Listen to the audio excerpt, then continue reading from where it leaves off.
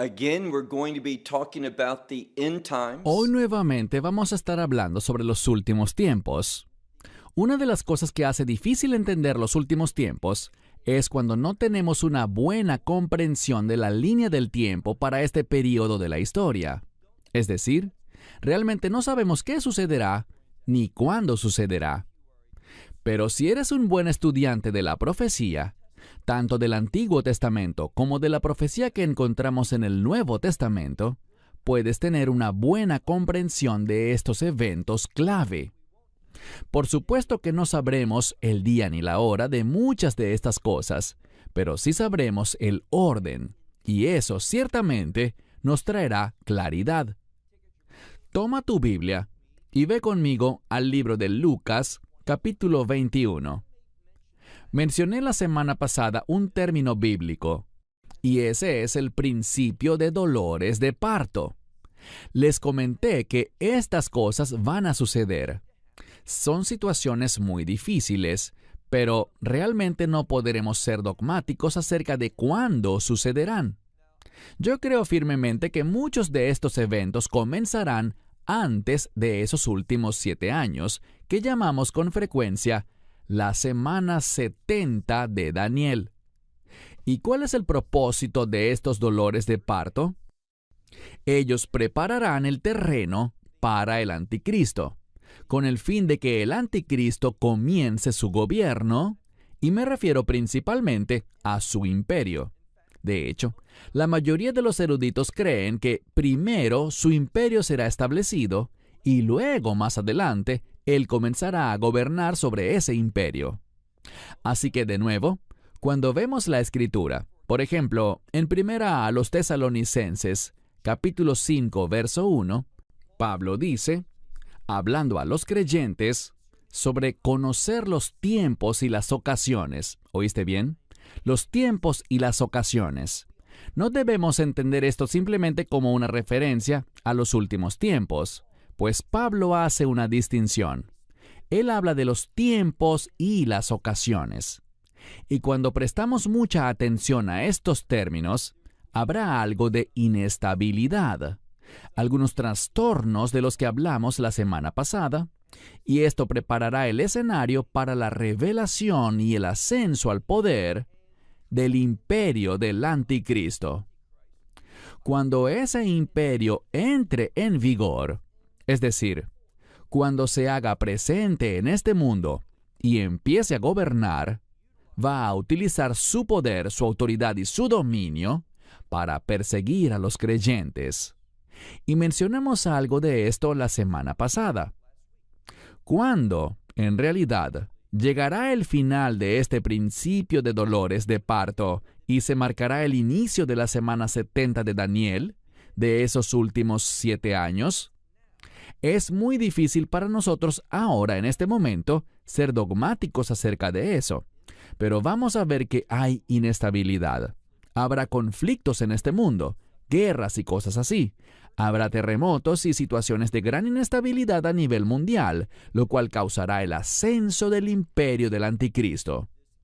Y cuando esté completamente establecido, comenzará un tiempo de persecución contra los creyentes. Vamos a ver algo más. Primero, los creyentes serán perseguidos y luego Israel será perseguido. ¿Qué aprendimos en nuestro último verso? De nuevo, toma tu Biblia y ve conmigo a donde estamos estudiando, el Evangelio de Lucas, capítulo 21. Y quiero que comencemos donde lo dejamos la semana pasada, donde dice en el verso 19, Lucas 21, verso 19.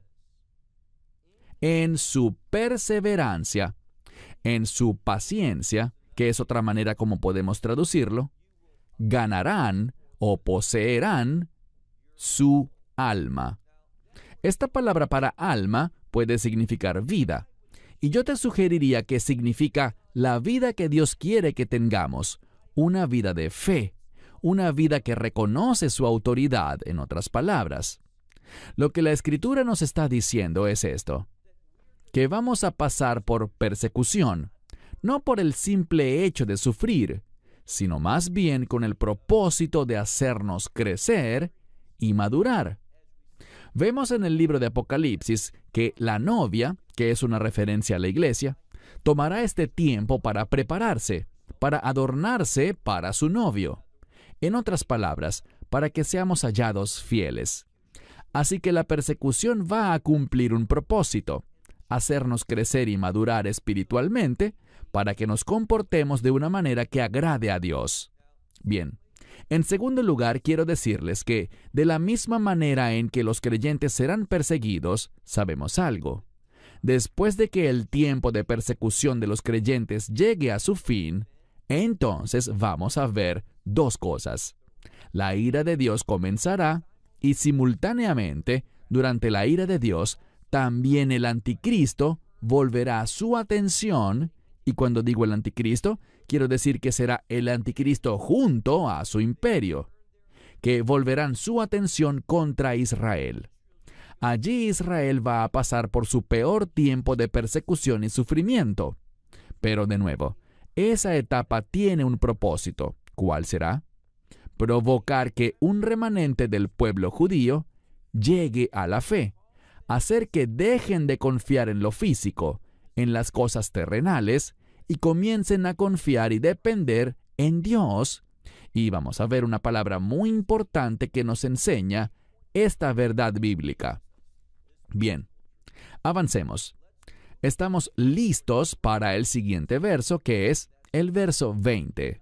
De nuevo, estamos en el Evangelio de Lucas, capítulo 21, verso 20, donde dice: pero, cuando ustedes vean, y el sujeto aquí es Jerusalén, cuando vean que Jerusalén ha sido rodeada, muchos colocan ejércitos y esto habla de campamentos de soldados. Entonces, ¿qué pasará? Bueno, después de la abominación desoladora, después de que el anticristo se revele a sí mismo y quiera engañar al mundo, haciéndoles creer que Él es Dios, vamos a ver que Israel lo rechazará. ¿Y qué ocurrirá? Debido al rechazo de Israel al anticristo, ellos serán perseguidos. Y vamos a ver que naciones, muchos soldados distintos de cada país, de cada nación, subirán a Jerusalén para la guerra.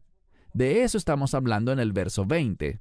Así que dice: pero cuando vean que Jerusalén ha sido rodeada de soldados, sepan que está cerca, miren esta frase, sepan que está cerca y muchas Biblias colocan su destrucción. Y está bien, pero lo que quiero que veas es que esta palabra para destrucción proviene de la misma palabra del Nuevo Testamento para desierto o lugar desolado.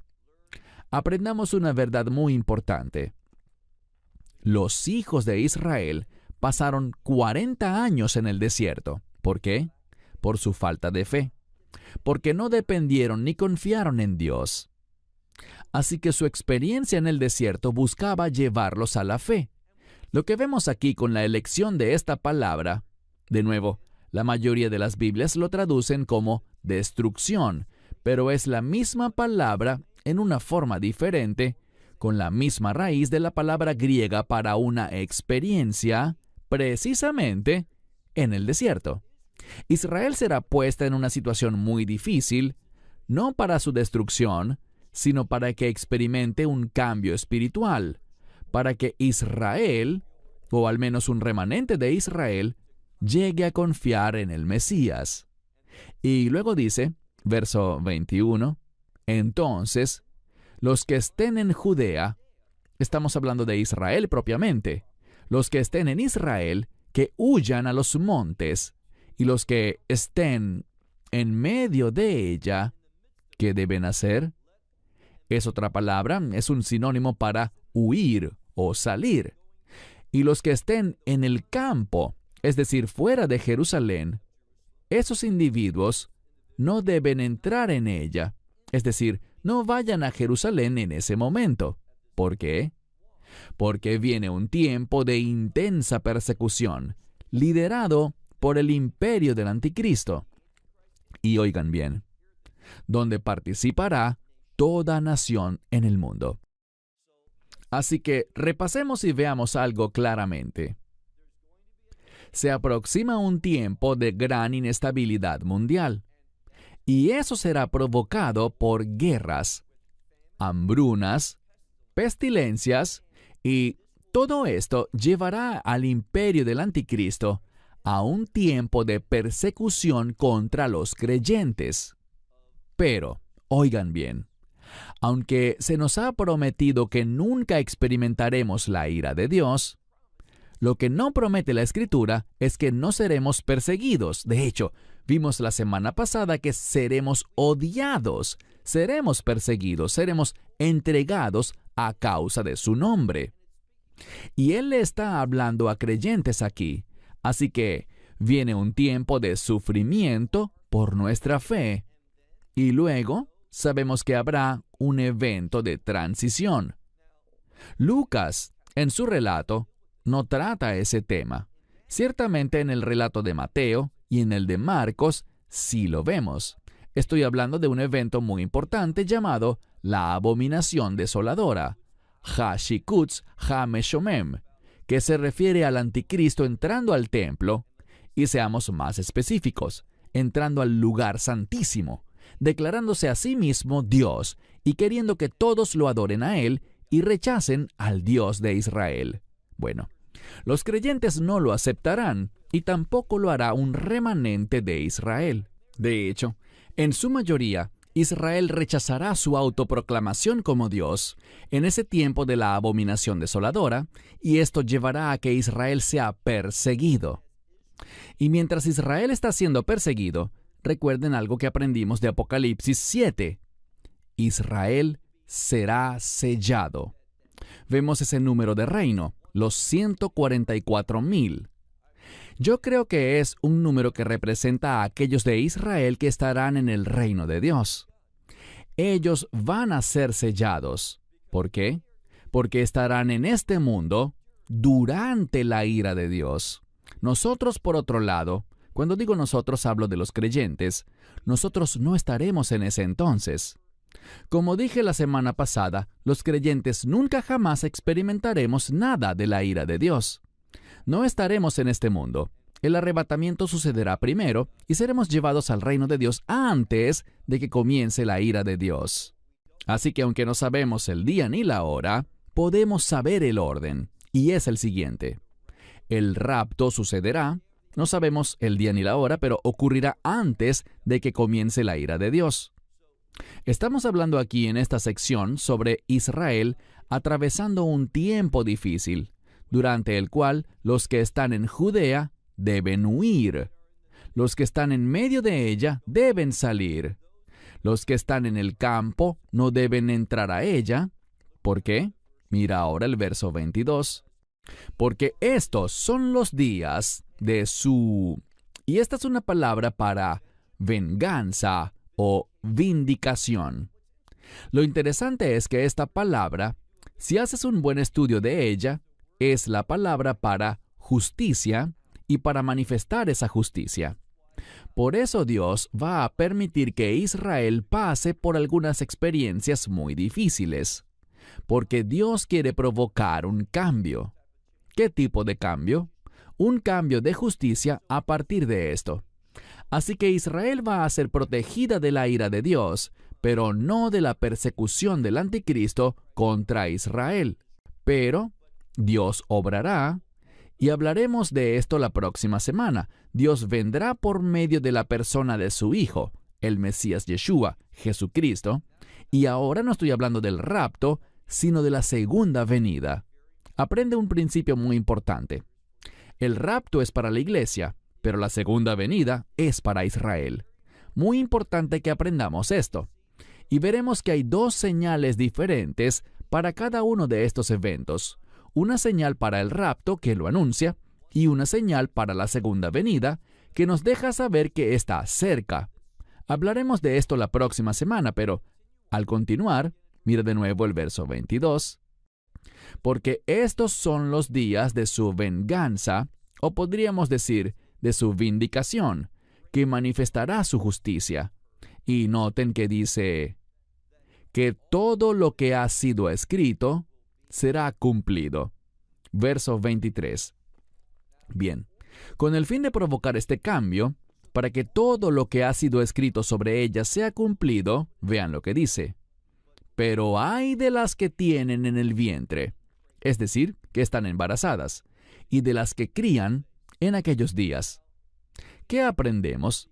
Que por causa de este tiempo difícil tendrán que huir de Jerusalén, y esta huida será difícil si una mujer está embarazada o si una familia tiene niños pequeños que aún estén lactando. Será difícil huir. Esto habla de algo que está relacionado de manera única en este momento con el pueblo judío en la tierra de Israel. Efectivamente, creo que el pueblo judío sufrirá en otros lugares, pero el énfasis aquí está en la tierra de Israel. Y dice al continuar que habrá gran angustia o sufrimiento. ¿Para quién? Bueno, esto será específicamente para los que están en Israel, sobre la tierra, es decir, sobre la tierra de Israel. Y si ampliamos esto para hablar del sufrimiento por la ira de Dios, será en todo el mundo. Así que en este punto, los que están sufriendo por causa del anticristo serán principalmente los que están en Israel. No exclusivamente, pero principalmente. Si hablamos de la ira de Dios, que se estará derramando en este mismo tiempo, será sobre el mundo entero.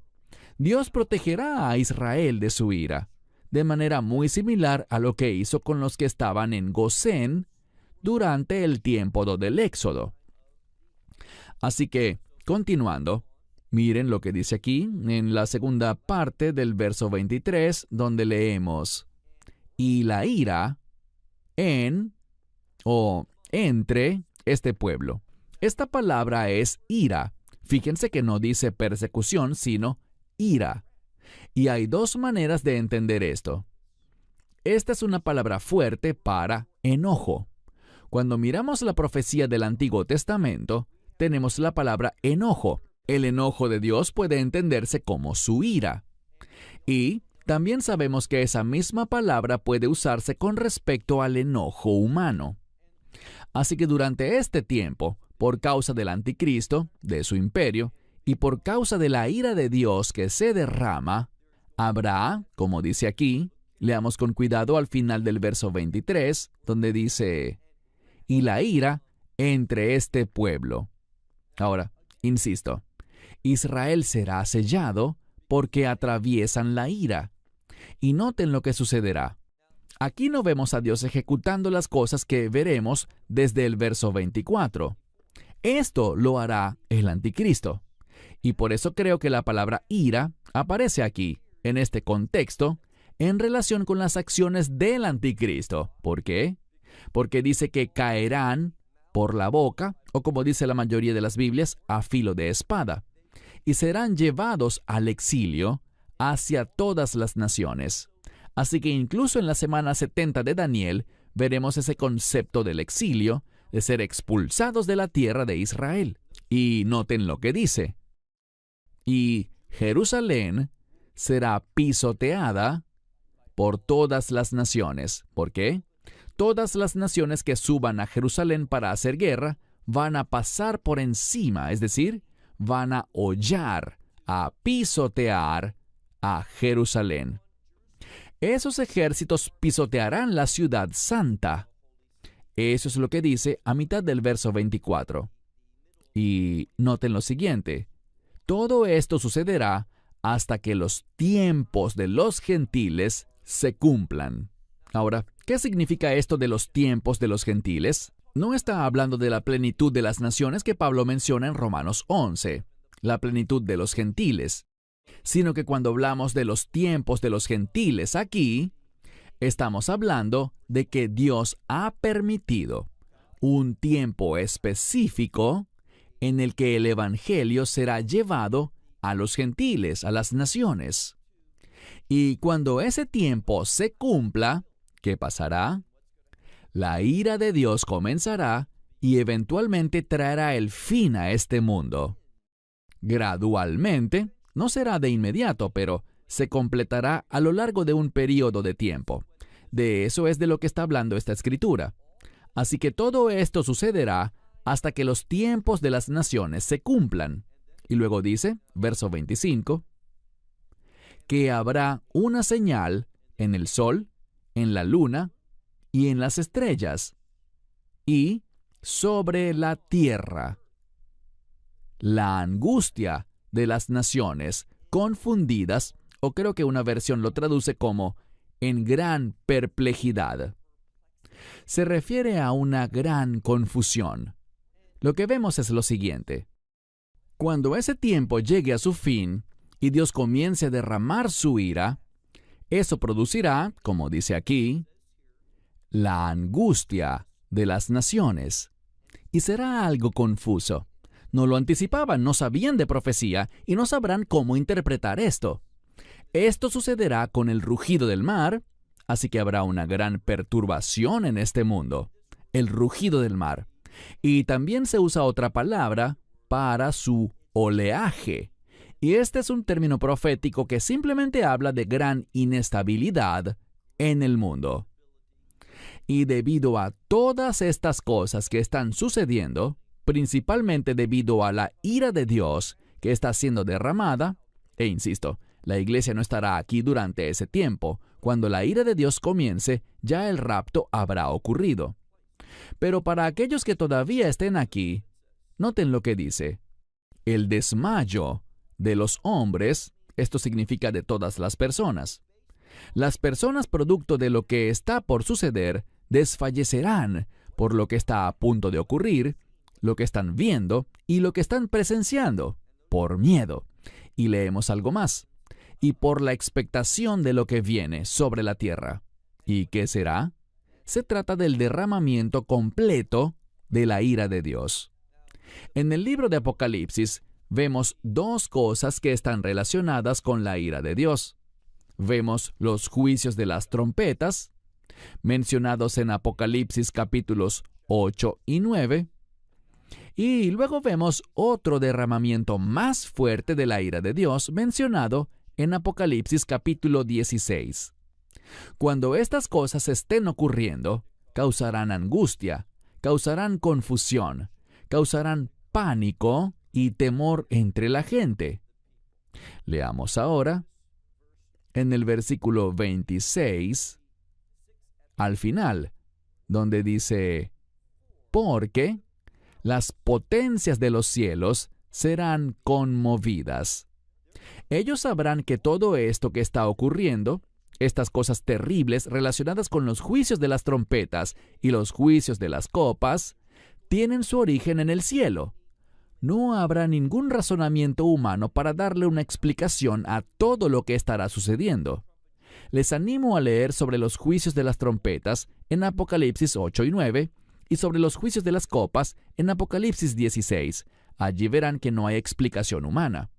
Leamos ahora el verso 27. Y entonces verán al Hijo del Hombre viniendo en las nubes. Esa es una referencia a Daniel capítulo 7, comenzando desde el verso 12 en adelante, donde dice que el Hijo del Hombre vendrá delante del anciano de días. ¿Quién es el anciano de días? Dios el Padre. Y él heredará el reino, la gloria y el honor, para que todos los pueblos, naciones y lenguas le adoren a él. Eso es literalmente lo que dice el texto arameo de ese pasaje. Leemos aquí. Y entonces ellos verán al Hijo del Hombre viniendo en las nubes. ¿Con qué? Con poder y toda gloria. Yo subrayaría eso. Otro término que se refiere a la deidad del Mesías. Leamos un verso más y terminamos. Hay una palabra muy importante aquí que debemos enfatizar porque está enfatizada en el texto bíblico, y es la palabra comienzo. Lo que hemos visto a partir del versículo 8 de esta sección es que Dios ha delineado cosas que van a suceder. Los dolores de parto, nación levantándose contra nación, reino contra reino, habrá hambres, habrá pestilencias, se desarrollará una persecución contra los creyentes. La iglesia será odiada por todo el mundo a causa de su nombre. Todo esto estará sucediendo, y algunas cosas comenzarán antes de la semana 70 de Daniel. Otras ocurrirán en medio de la semana 70 de Daniel. Pero después de la abominación desoladora, ¿qué sabemos que pasará? Bueno, sabemos dos cosas. Ese remanente de Israel, los 144,000 de las 12 tribus, serán sellados. Y después de eso, ocurrirá el arrebatamiento para posteriormente y solo después del rapto, se dé inicio a la ira de Dios. Y noten lo que dice aquí, presta mucha atención a las palabras. Dice, cuando estas cosas comiencen a suceder, ya las hemos mencionado todas, pero dice que cuando estas cosas que mencionamos comiencen, ¿cuáles cosas? Yo te sugeriría las cosas de las que hemos hablado en nuestras últimas 2 lecciones. Cuando todo esto comience, sabremos algo. Sabremos que el tiempo de nuestra esperanza bendita, el rapto, se está acercando, está a las puertas. Por eso dice, cuando estas cosas comiencen a suceder, ¿qué debemos hacer? Levanten sus cabezas, miren arriba, miren hacia arriba y levanten sus cabezas. ¿Por qué? Porque vuestra redención está cerca. Y la palabra redención es una palabra de victoria. Es el resultado de lo que la sangre del Mesías ha logrado. El nuevo pacto es un pacto de redención. El Mesías derramó esa sangre en la Pascua de una manera única, y la Pascua está vinculada con la redención. Y es a través de la obra redentora del Mesías que podemos tener victoria eterna. Así que cuando todo esto empiece, miren arriba y levanten sus cabezas. ¿Por qué? Porque viene la victoria. Buenas nuevas en torno al Mesías y sus promesas para los creyentes en los últimos días.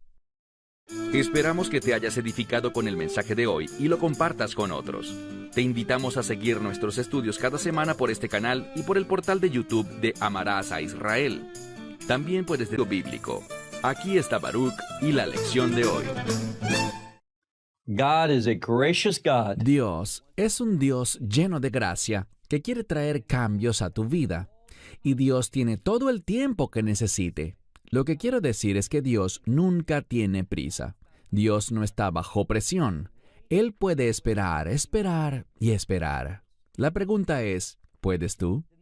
Verás, el nombre Dios, en esa forma suprema, en el idioma hebreo, compuesto por esas 4 letras, Yud-Hei Vav-Hei, nos habla del Dios que es, que fue y que será.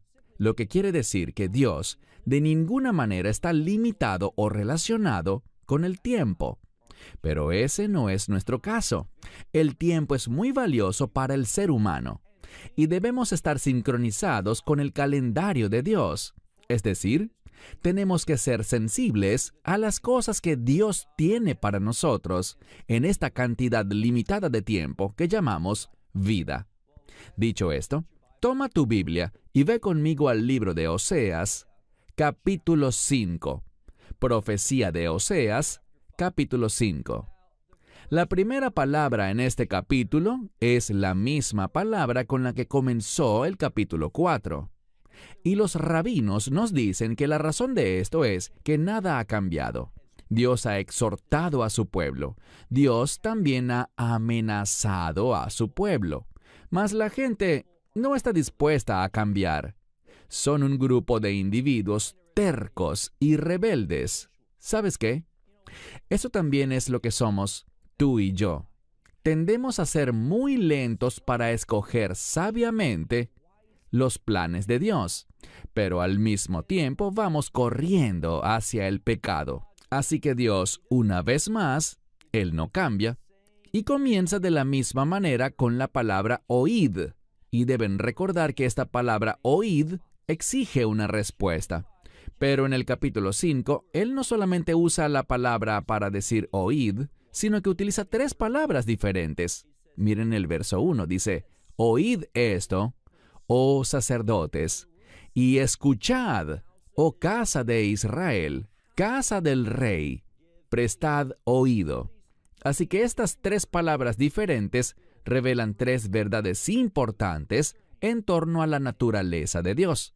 Que Dios es un Dios que habla y exige una respuesta. Que Dios quiere que escuchemos para que podamos acercarnos a Él. Y en tercer lugar, esa última palabra para oír nos habla de intimidad.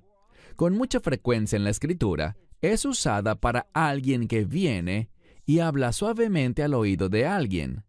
Así que nos dice, de acuerdo con la tradición rabínica, que Dios está diciendo estas cosas por amor, por el deseo de quitar aquello que es una barrera entre Él y ellos, para que puedan experimentar intimidad con Él. Pero si no lo hacen, ¿cuál será el resultado? Sigamos leyendo la segunda mitad del verso 1. Dice aquí, porque a vosotros, y está en plural, para vosotros todos es el juicio, porque habéis sido un lazo para Mizpa. Ese es un lugar en Israel. Dice, como una red que es extendida sobre Tabor, el monte Tabor. Estos eran dos lugares muy importantes en Israel. Y está diciendo que lo que está ocurriendo aquí será la causa de mi juicio. Recuerden que dice, porque para todos vosotros es el juicio. Algo importante que debes notar es que estamos en el capítulo 5 de Oseas. Desde el mismo principio, en el capítulo 1, Dios ha venido hablando del juicio venidero, que a su pueblo Él ya no lo llamará su pueblo, que no le dará misericordia alguna, porque han rechazado el conocimiento de Él y por lo tanto el juicio, un juicio severo, está por venir. Pero ¿saben qué? No ha venido todavía. Estamos ya en el capítulo 5 y no ha venido el juicio aún. Recuerden algo que aprendimos en el capítulo 1. Allí se habla de Oseas profetizando durante 4 administraciones en Judá y durante el reinado de Jeroboam en Israel. Ese rey gobernó por 41 años. Así que el juicio de Dios, su castigo, tarda en llegar. Pero no confundas esa tardanza del juicio de Dios con que Dios guiñe el ojo al pecado. No, Dios es lento para la ira. ¿Por qué? Porque Él espera poderte perdonar y extenderte su misericordia. Pero eso solo pasa si estamos dispuestos a responder, solo si estamos escuchando, solo si estamos oyendo y solo si estamos prestando oído a sus palabras. Pasemos al verso 2.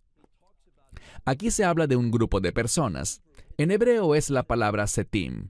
Setim, en hebreo moderno, es una palabra relacionada con alguien que es un desviado. En español, es una palabra que probablemente traduciríamos como un pervertido o un psicópata, alguien totalmente fuera de control, abrazando el mal, alguien que la sociedad considera como muy peligroso. Y eso es lo que Dios está diciendo. Él dice que cuando mira a Israel ve un grupo de personas totalmente descarriadas y que están trayendo peligro sobre la nación. Y él dice, ¿por qué? Mira de nuevo. Leemos que estos malhechores están profundamente involucrados en el sacrificio. Espera un segundo. Pensé que el sacrificio era algo bueno. Bueno, estos sacrificios que están ocurriendo no son en Jerusalén, no son sobre el altar de Dios, no son para sus propósitos ni para honrarlo a Él, sino que son sacrificios hechos a deidades paganas, a los Baales, a esos dioses falsos, y consistían en lo siguiente. Estos sacrificios eran como un boleto hacia el pecado. Ofrecías estos sacrificios y luego muchas veces cometías crímenes horribles, inmoralidades sexuales, haciendo una variedad de cosas para gratificar tu carne. Así que este pasaje dice, sí, estos individuos son desviados, son individuos que hacen el mal porque están profundamente involucrados en este sistema sacrificial de idolatría. Y luego dice, yo me he apartado de todos ellos. Verso 3. Porque yo conozco a Efraín, e Israel no me será oculto. Lo que quiere decir es esto: estoy muy consciente de lo que está ocurriendo en Efraín, que solo es otro nombre para el reino del norte, Israel. Y dice, me he apartado, pero Israel no me será oculto. ¿Qué significa? Que Dios todavía puede localizarlos para derramar su juicio.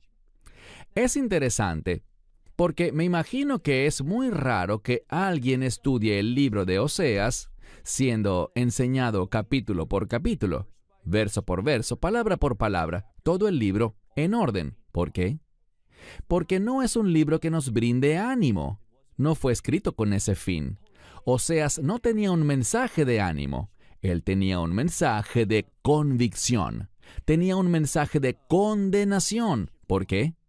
Por el espíritu rebelde del pueblo, por su comportamiento. Y les diré algo. No hay una profecía más apropiada para la nación actual de los Estados Unidos, para toda Europa, para todo el mundo, que esta profecía de Oseas.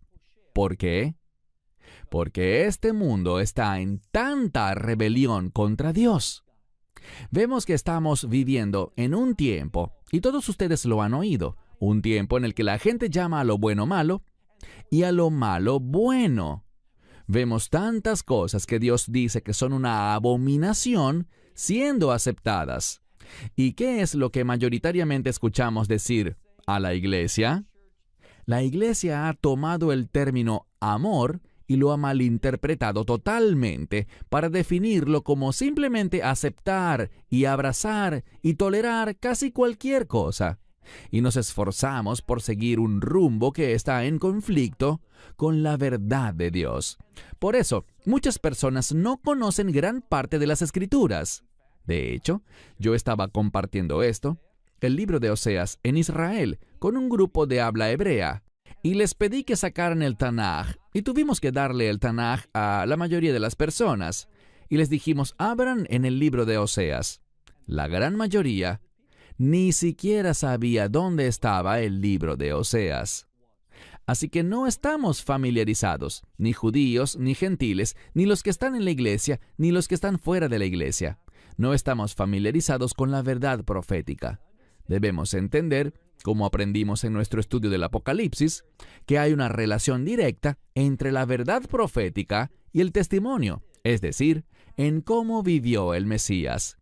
Él abrazó, y podríamos decir, Él demostró la verdad profética en su vida. Muy frecuentemente Él decía, he hecho esto, he dicho esto, esto ha sucedido, ¿para qué? Para que la palabra de Dios se cumpla. Y la mayoría de las veces esa palabra provenía de los profetas. Así que dice aquí, a mitad del verso 3, Israel no estará escondido de mí, porque ahora, Efraín, tú has actuado como una ramera, y por tanto Israel está impuro. Verso 4. Leemos. Ellos no se apartarán de sus malas obras para volverse a su Dios, porque un espíritu de prostitución está en medio de ellos, y al Señor no conocen. Este verso es muy importante. Lo que quiero que veas es esto. El profeta está compartiendo un mensaje desde la perspectiva de Dios. Él mira y dice, el pueblo tiene un espíritu de prostitución. ¿Significará eso que andan por allí cometiendo inmoralidades y pecados sexuales? Bueno, tal vez sí, pero la forma en que principalmente debemos entender esto es que el pueblo allí estaba haciendo algo. Estaban cometiendo idolatría. ¿Qué significa eso? Ellos simplemente hacían lo que les parecía correcto ante sus propios ojos.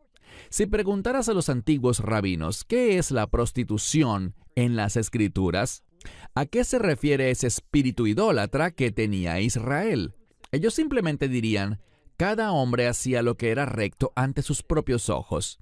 Es decir, pensaban que ellos eran los jueces de sus vidas. Y si en algún punto querían volverse a Dios, lo invocaban por muchos nombres diferentes, acudían a distintas expresiones religiosas y se detenían en aquella que les decía lo que querían oír. La verdad de esto es que ellos querían tener el control. No tenían un carácter sumiso. No tenían una actitud de obediencia a la verdad. Querían fabricar su propia verdad. Querían vivir conforme a sus propios mandamientos y no a los mandamientos de Dios. Bien, una de las cosas que frecuentemente digo es la siguiente. Cuando hablo frente a distintas audiencias acerca de la ley, los mandamientos, los estatutos de Dios, puedo ver que una expresión aparece en la gente. Es evidente que ese tema no es de su agrado, no es lo que vinieron a escuchar. Pero déjame decirte, la palabra tamim en hebreo proviene de la misma raíz de donde viene la palabra compañerismo o intimidad, es decir, la palabra sevet. Sevet en hebreo describe un concepto de equipo o compañerismo, personas que trabajan juntas, así que lleva implícito un sentido de cercanía. Verán, Dios nos da mandamientos para que podamos estar cerca, para que podamos tener intimidad, para que podamos estar en comunión con Él. ¿Cómo deberíamos entender esto? Bueno, aquí está la verdad. Quiero decir, si tú fueras amigo cercano de una persona muy rica e influyente, y él te invitara a que lo acompañes en unas vacaciones de lujo, tú irías con él a los restaurantes a los que él va. Viajarías junto a él en el avión en el que él viaje. Y seguro pienses, vaya, esa sería una experiencia genial. Quisiera viajar en primera clase.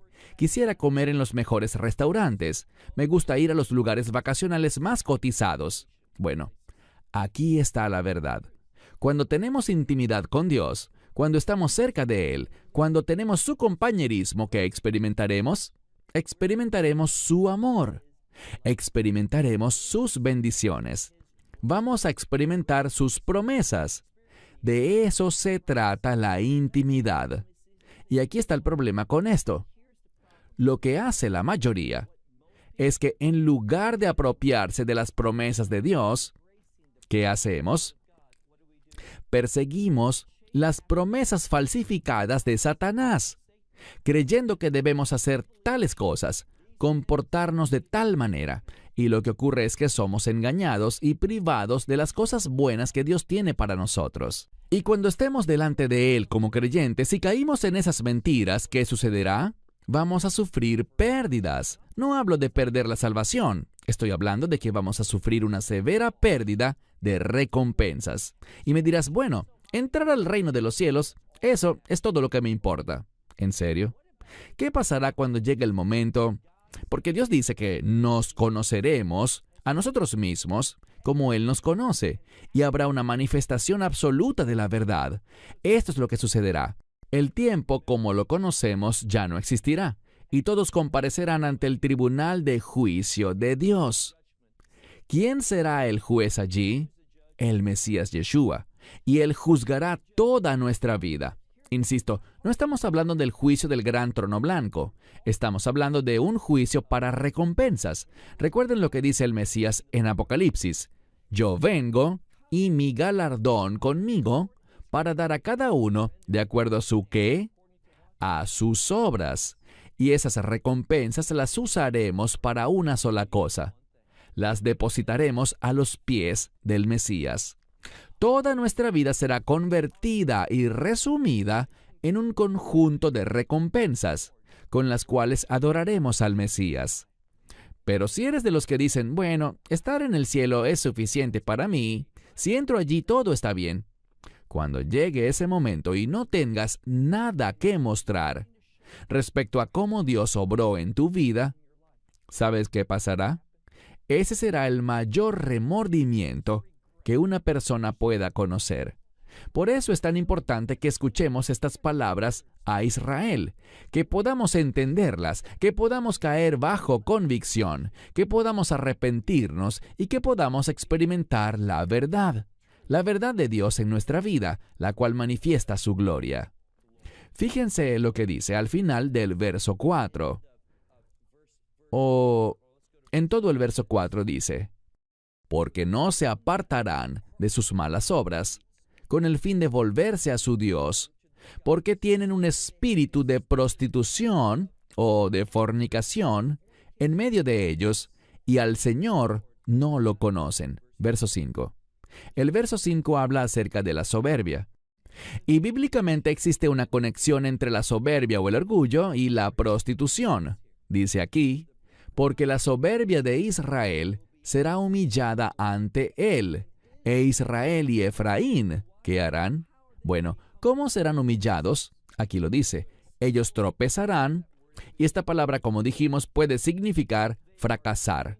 Ellos tropezarán y se quedarán cortos frente a las cosas que Dios tenía para ellos. ¿Y qué provocará eso? Ya lo hemos hablado. Va a provocar frustración, va a provocar ansiedad, va a generar una sensación de estrés en sus vidas porque no encontrarán paz y contentamiento. Así que leemos aquí que Israel y Efraín tropezarán en su iniquidad, y también Judá tropezará con ellos. Bien, en la segunda mitad del capítulo 5, vamos a ver que se menciona a Judá una y otra vez. ¿Por qué razón? Bueno, la mayoría de los eruditos nos dirán que es para prefigurar lo que va a suceder aproximadamente 150 años después. De la misma manera que Israel, ese reino del norte, Samaria, cayó ante los asirios, 150 años después veremos que Judá, es decir, Jerusalén, caerá ante los babilonios. ¿Por qué razón? Por la misma. Es decir, qué triste, ¿no es así? Que Judá haya sido testigo, que haya presenciado el juicio de Israel y todo su proceso de exilio. ¿Pero qué pasó? En lugar de decir, vaya, me alegro de que eso no nos haya pasado a nosotros, debemos asegurarnos de que eso no le pase a nuestro pueblo. ¿Qué ocurrió? Se unieron a ellos, poco tiempo después. Eso es lo que resulta tan triste, porque Judá no tomó en serio las palabras de esta profecía. Y la pregunta que tengo para ti es esta. ¿Estás tomando en serio esta profecía?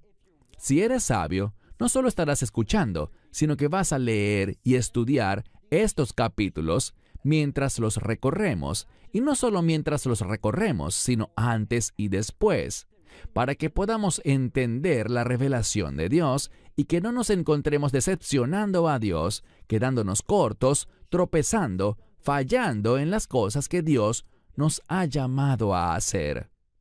Avancemos ahora al verso 6. Leemos aquí, y con sus ovejas y con su ganado irán a buscar al Señor. ¿De quién se habla aquí? La mayoría de los comentaristas creen que se está hablando de Judá, que ellos irán al templo en Jerusalén, que continuarán adorando al Dios de Israel, pero tienen algo aún peor. Ellos no mencionarán a los Baales, ni a Asera, ni a otros dioses extranjeros, pero adoptarán el estilo de vida, el pecado y las prácticas rebeldes de esa región pagana e idólatra. Pero a la vez quieren aferrarse a Jerusalén y a ese nombre sagrado de Dios. En otras palabras, lo que intentan hacer es mezclar lo mundano con la piedad. Quiero sugerirte algo. Eso mismo es lo que estamos presenciando tanto en la sinagoga como en la iglesia de hoy en día. Queremos hacer que la adoración a Dios sea cómoda para la gente. Queremos tomar las cosas que la gente disfruta del mundo y traerlas a la casa de Dios, en lugar de entender cuán distinta debe ser la adoración. No debemos prepararla para hacer algo agradable a los no creyentes. Escuché hace tiempo una entrevista a un maestro bíblico muy popular y él dijo, ¿saben? El mensaje de la Biblia ya es lo suficientemente difícil, así que queremos que todo lo demás que las personas experimenten cuando vengan a nuestra iglesia sea agradable. Queremos que sea cómodo, queremos que la música sea estimulante, algo que ellos disfruten escuchar. En resumen, todo debe girar en torno a los inconversos. Pero ¿saben qué? Esto no es así. La adoración es para Dios. Nuestro llamado es a adorarlo a Él, y no a que la adoración sea algo que agrade a nuestro gusto y estilo. La adoración debe provocar un cambio en nuestra vida, y eso es lo que Dios está tratando de comunicar a través de este profeta. Así que mira otra vez el verso 6. Porque con sus rebaños y su ganado irán a buscar al Señor, pero no lo hallarán, porque Él se ha retirado de ellos. Verso 7. Porque ellos han traicionado al Señor, e hijos extranjeros han dado a luz. ¿Qué significa esto de hijos extranjeros? Significa que esta siguiente generación ha perdido su identidad. Son como las naciones, ya no son los hijos de Dios, sino que viven y se comportan como personas que no tienen una relación de pacto con Dios. Por eso dice aquí, mire de nuevo, dice, porque son hijos extranjeros los que han dado a luz, y ahora en un mes, serán devorados con su porción. ¿De qué mes estamos hablando? Bueno, la mayoría de los eruditos cree que es el mes de Av. ¿Por qué digo Av? Ese es el quinto mes en el calendario judío. El mes de Av es cuando tanto el primer templo como el segundo templo fueron destruidos. Así que él dice aquí, y recuerden que el contexto ya no es en este pasaje Israel o el reino del norte, sino Judá, el reino del sur, donde está Jerusalén. Y lo que dice es que en un mes, muy probablemente el mes de Av, el quinto mes, todo llegará a su fin. ¿Por qué? Ese es el mes cuando el templo será destruido y cuando Israel, o debería decir Judá, saldrá al exilio. Así que en un mes serán destruidos ellos y su porción. Versículo 8. Noten lo que dice. Tocad el shofar en Gibeá y la trompeta en Ramá. Gritad en la casa de Aven. Esa es Bet-Aven, porque tras ti va Ben-Yamín o Benjamín. Lo que está diciendo aquí es, mucho cuidado, porque el mismo juicio que cayó sobre el reino del norte vendrá sobre el sur, así que prepárense. Es un llamado al arrepentimiento. Es su última oportunidad, pero no hicieron caso en los días de Oseas, sino que el reino de Judá siguió por ese mismo mal camino. ¿Por qué lo digo? Verso 9. Efraín será una desolación en el día de su reprensión entre las tribus de Israel. Haré saber, o he hecho saber, y algunas traducciones colocan con certeza o en verdad. Es una palabra que habla de fidelidad. Lo que Dios está diciendo es esto. Dios manifestará la verdad, esta misma palabra, de certeza o verdad. Él va a manifestar su verdad, dará a conocer la verdad al pueblo. ¿Cuál verdad? Que Él es un Dios santo. ¿Por qué los está juzgando? Sigamos leyendo. Dice, porque los líderes de Judá han hecho algo. Y usa un término aquí. Con el fin de definir los territorios se colocaban marcadores de fronteras. Ellos indicaban a quién pertenecía y dónde terminaba cada territorio.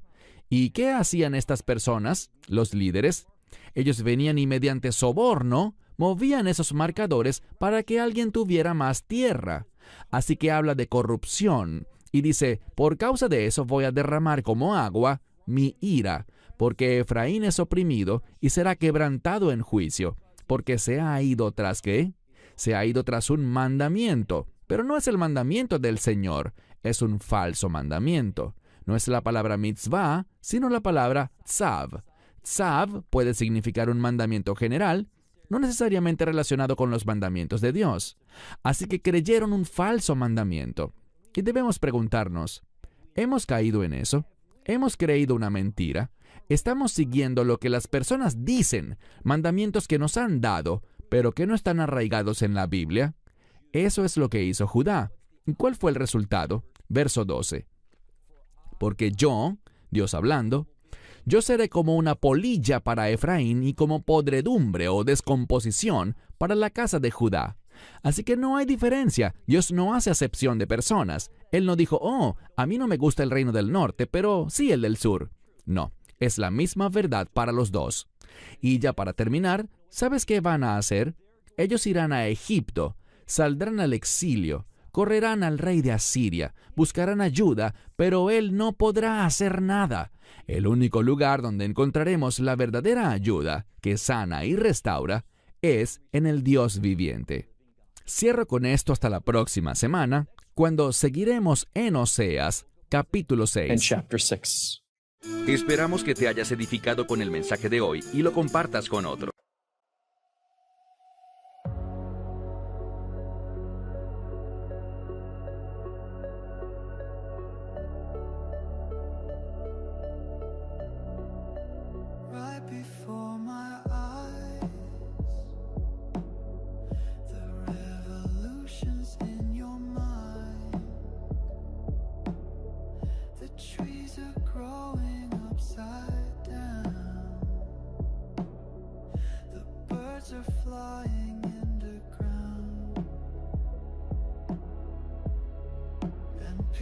smile at you.